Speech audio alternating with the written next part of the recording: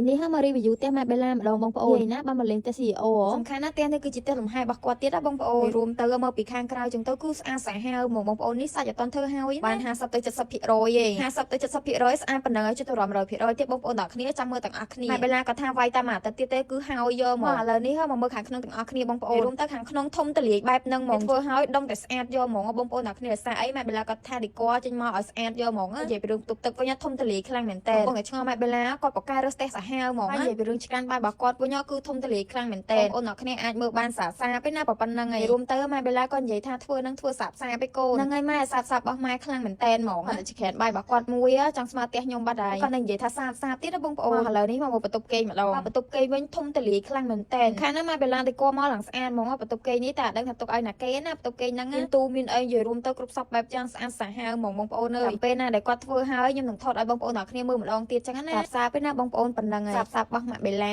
ចឹងណាបងប្អូនគ្នាចង់មកប្រភេទ collagen អត់ស្ករបងប្អូនអ្នកគ្នា100%បងប្អូនអាចជ្រើសរើសប្រើជាមួយនឹង collagen បេឡាមកបងប្អូនគ្នាជាប្រភេទអត់ស្ករ100%ដែលផ្សំពីផ្លែឈើជាច្រើនមកបងប្អូនអ្នកគ្នាបានធ្វើស្បែកយើងសភ្លឺខ្លាំងជាងពីខាងក្នុងជាមួយដល់កញ្ចក់ដៃកញ្ចក់ជើងជាមួយដល់ភ្នែកភ្លឺខ្លាំងជាមួយដល់ការគេងលក់បានល្អខ្លាំងមែនតើនិយាយទៅបងប្អូនអ្នកគ្នាគឺផលិតមកពីរូបភាពពីប្រទេសកូរ៉េបងប្អូនអ្នកគ្នានេះជីស0%បងប្អូនអ្នកគ្នានេះផ្លែឈើជាច្រើនមកដែលមានវីតាមីនផ្ដល់ចំនួនឲ្យស្បែកយើងភ្លឺខ្លាំងបងប្អូនអ្នកគ្នា